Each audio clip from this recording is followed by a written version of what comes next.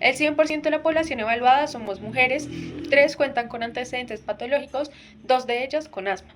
La edad promedio de nuestro grupo son 19 años. En el test de PARQ la mayoría tuvo resultado negativo. Esto quiere decir que no se cuenta con algún tipo de riesgo para empezar a hacer actividad física.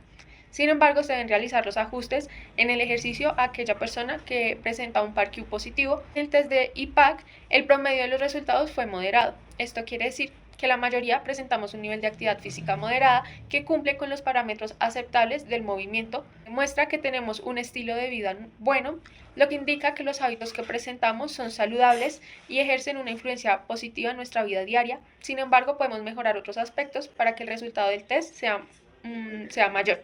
En cuanto a los cambios de comportamiento, el promedio fue un Stage 3, lo que quiere decir que tenemos una intención de empezar a hacer ejercicio y algunas hemos empezado a ejecutarlo realizando pequeñas acciones para que en un futuro esto se convierta en un hábito. Nuestra salud cardiovascular en promedio fue ideal. Las participantes que presentan una salud cardiovascular ideal muestran que sus hábitos respecto a alimentación, sueño, actividad física, exposición a sustancias psicoactivas, índice de masa corporal, glucemia y presión arterial se encuentran en los parámetros adecuados, y en el test de Cooper la mayoría tuvimos un resultado de muy pobre, que muestra que nuestra capacidad aeróbica y resistencia cardiorrespiratoria se encuentra por debajo de los niveles recomendados de acuerdo al rango de edad y género. El nivel de actividad física influyó en el grupo. Se tuvieron unos resultados deficientes en la valoración del consumo máximo de oxígeno. El resultado se explica a través de los principios fundamentales del entrenamiento deportivo y la fisiología del ejercicio. En primer lugar, aunque el cuerpo mantiene un nivel de actividad física en promedio moderado, este estímulo puede llegar a ser insuficiente, ya que no alcanza una intensidad mínima para generar adaptaciones cardiorrespiratorias y metabólicas, las que nos permite que no se llegue la fatiga y se resista durante toda la prueba. Especialmente si la frecuencia, duración o intensidad no es la adecuada, no podemos desarrollar esta capacidad aeróbica. A la vez, el principio de especificidad puede ser influyendo en los resultados, ya que las integrantes del grupo asisten regularmente al gimnasio, en donde es un entorno en donde se hacen más ejercicios de fuerza. Aunque este tipo de entrenamiento aporta beneficios y ayuda a tu salud, no ayuda a desarrollar las capacidades aeróbicas necesarias para la prueba. Por esta razón, existe una menor adaptación para actividades continuas de resistencia y por eso un rendimiento bajo en la prueba.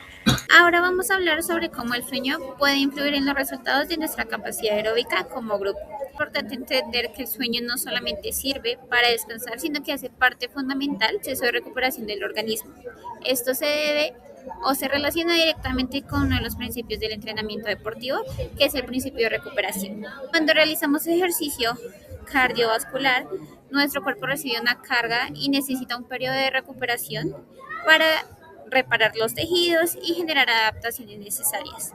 Si no existe una recuperación adecuada, podemos acumular fatiga y nuestro rendimiento puede verse afectado. Aquí vamos a ver cómo la recuperación, la regulación y el descanso se van a unir para poder generar ciertas adaptaciones al momento de tolerar el ejercicio y realizar un esfuerzo físico. Especialmente cuando hablamos de capacidad aeróbica, en este caso que realizamos el test de Cooper, este exige mantener un esfuerzo continuo durante los 12 minutos. Por lo tanto, la prueba de recuperación adecuada para favorecer que la persona tolere el mejor esfuerzo y mantenga un mejor ritmo, se debe tener en cuenta su descanso previo. Hicimos un promedio de cuántas horas fueron el total que durmió cada una. En medio tenemos 6 horas de descanso. Esto va a generar que ciertas personas puedan tener un mejor rendimiento al hacer la prueba y también asimismo al recuperarse de ella, y otras puedan tener una lentitud en su recuperación y tenga un porcentaje o un promedio más bajo. Por otro lado, también vamos a ver que el sueño va a generar ciertas regulaciones como la hormonal, en el que durante el sueño profundo cambia la actividad de las hormonas para la regulación. Se puede relacionar con la hormona del crecimiento, aumenta principalmente durante el sueño profundo, favorece la síntesis de proteínas, que será esencial para la reparación de tejidos. Por otro lado, también vamos a tener el cortisol, el cual disminuye durante la primera parte de la noche y aumenta en la mañana. Y este nos va a ayudar a mejorar o manejar el metabolismo. Y finalmente tenemos la melatonina, la cual aumenta y ayuda a regular el ciclo de sueño-vigilia. Luego tenemos otra adaptación que es la reparación del sistema nervioso.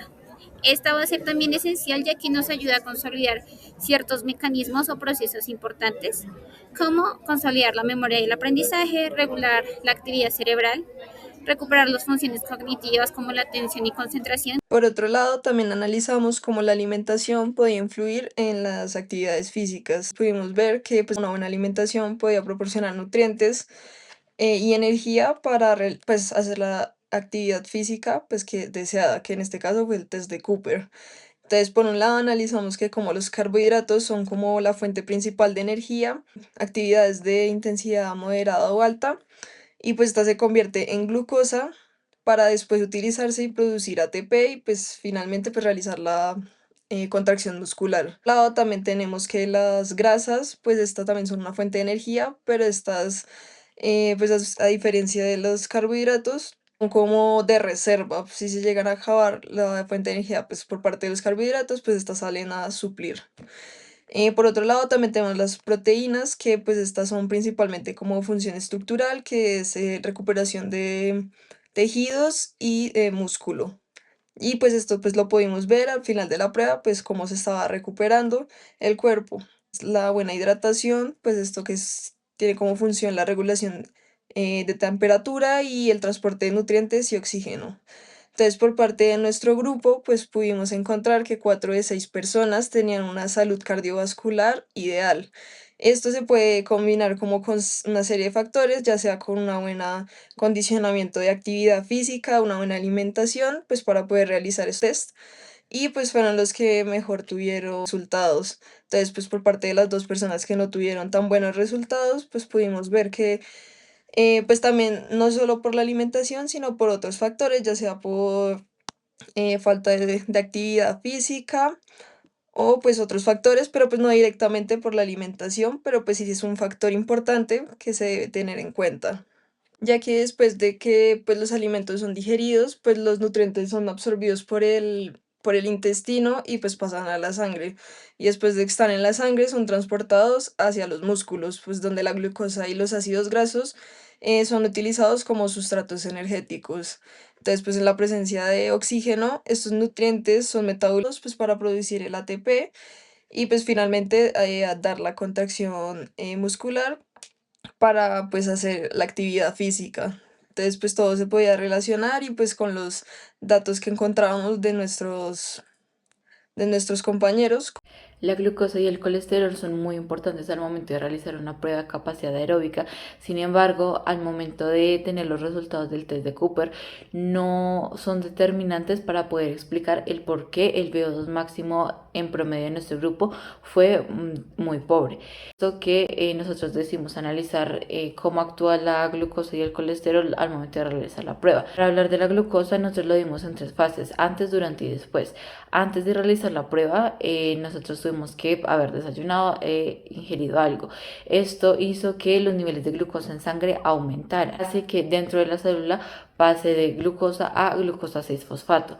Posteriormente, al momento de iniciar el ejercicio durante la prueba, se realizó una alta demanda energética, lo cual provocó que fuera necesario realizar la contracción muscular. Para realizar esta contracción muscular se elevaron los niveles de calcio, lo cual activó una proteína llamada AMPK. Esta permitió el ingreso aún más de glucosa sin necesidad de la insulina. Posteriormente se activó el proceso de glucólisis para que así se obtuviera el piruvato y se obtuviera el ATP para poder realizar la contracción durante esos 12 minutos. Después de la prueba, los transportadores de glucosa, que es el GLUT4, siguen permaneciendo activos y el cuerpo sigue siendo sensible a la insulina. Por lo tanto, se activa el proceso de glucogénesis. Por otro lado, para hablar de colesterol, tenemos que tener en cuenta que durante las pruebas aeróbicas pues tenemos 2 tipos de colesterol, el HDL y el LDL. Durante las pruebas aeróbicas el HDL aumenta en comparación al LDL. Esto produce que nuestra condición cardiovascular sea mejor. Esto podría tener un poco más de relación con el nivel de VO2 máximo que nosotros tuvimos.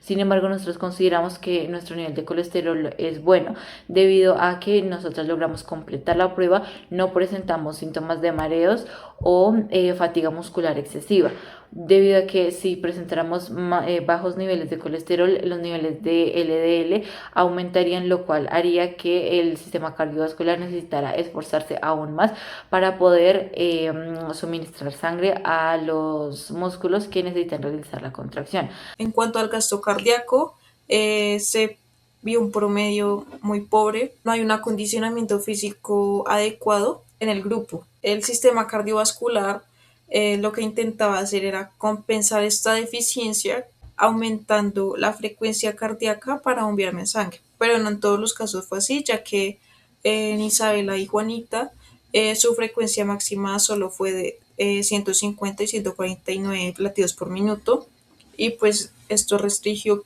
su gasto cardíaco máximo y comprometió la entrega de oxígeno hacia los músculos. Cuanto a la parte de la pluscarga ventricular, esto es una fuerza que tiene el ventrículo para poder contraerse y de poder abrir la válvula aórtica y de esta forma eyectar la sangre hacia el cuerpo. La parte fisiológica durante este test, la presión diastólica debería disminuir o mantenerse estable en la vasodilatación muscular, pero en el grupo se registró un incremento anormal después de correr. Por ejemplo, a Isabela y a Jamie se les aumentó de 78 a 83, es decir, que la resistencia vascular se mantuvo elevada durante la carrera, como una consecuencia que las fibras musculares se fatiguen más rápido o antes de lo esperado al no poder utilizar el oxígeno de forma eficiente. En la parte de vasodilatación, esto es clave para reducir la resistencia vascular durante el ejercicio. Se inicia con una fuerza de fricción de la sangre contra las células endoteliales. Esta fuerza sería el cizallamiento. Va como una señal para que el endotelio sintetice el óxido nítrico. En el músculo liso, una recaptación como del calcio, entonces hacia los depósitos internos de la célula, entonces disminuye el calcio. Para la contracción muscular, lo que va a hacer es que se va a relajar, entonces esto va a haber como una vasoconstricción. Del lado del tabaquismo, es importante resaltar que el cigarrillo es un factor agravante. En nuestro grupo es de gran relevancia abordar este tema debido a que dos de nosotras tienen un factor que limita el paso de oxígeno, que es el asma, ya que este inflama y obstruye los bronquios. Sin embargo, como ninguna de nosotras fuma, este no tiene ningún efecto negativo en nuestro sistema. Para empezar, el monóxido de carbono del humo del cigarrillo tiene hasta 200 veces mayor afinidad por la hemoglobina que el oxígeno, haciendo que de esta manera hasta el 15% de la hemoglobina quede atrapada formando carboxihemoglobina. Sin embargo, nosotros al no fumar tenemos nuestra capacidad de transporte de oxígeno al 100%. Luego, debido a la formación de esta carboxihemoglobina, la curva de disociación de hemoglobina va a moverse hacia la izquierda. Significa que la hemoglobina se une al oxígeno, pero no lo suelta de manera eficaz en los tejidos. En una persona que no fuma como nosotras, la curva se mantiene en su lugar, liberando el oxígeno de manera eficaz a los músculos y más durante el tiempo que estamos realizando actividad física o ejercicio. El humo también produce muchos radicales libres que oxidan la membrana de la célula y agotan el glutatión, que es el principal antioxidante en este caso. Esto lleva a que nuestro cuerpo contenga un estrés oxidativo que daña el ADN de la mitocondria.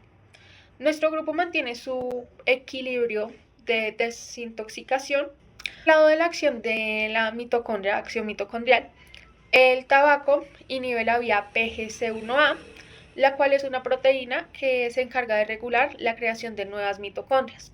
Al agotarse las mitocondrias, la fosforilación oxidativa es ineficiente, haciendo que de esta manera se acumule el lactato y disminuya la oxidación de grasas. Al no fumar, logramos mantener la capacidad de producir ATP de manera aeróbica, aunque en dos de nosotras pues el asma limite la entrada del mismo, lo cual no produce una afectación tan grave, ya que los músculos saben distribuir de manera adecuada el oxígeno inspirado. Por último, es importante resaltar que el principal componente del cigarrillo es la nicotina, que es un restrictor que reduce el diámetro de las arterias y arteriolas y disminuye la viscosidad de la sangre. Esto disminuye el flujo a los músculos que se encuentran trabajando. En nuestro caso tenemos una perfusión muscular eficiente, permitiendo un mejor aprovechamiento del oxígeno y una mejor expiración del dióxido de carbono. Además, la nicotina estimula el sistema simpático, acelerando la frecuencia respiratoria, espacio muerto ventilatorio y disminuyendo la ventilación alveolar, dando como resultado un VO2 máximo muy bajo. A nosotras ser personas no fumadoras, este no sería el factor que estaría afectando nuestro VO2 máximo y nuestra capacidad aeróbica, sino que este estaría más inclinado hacia la barrera generada por el asma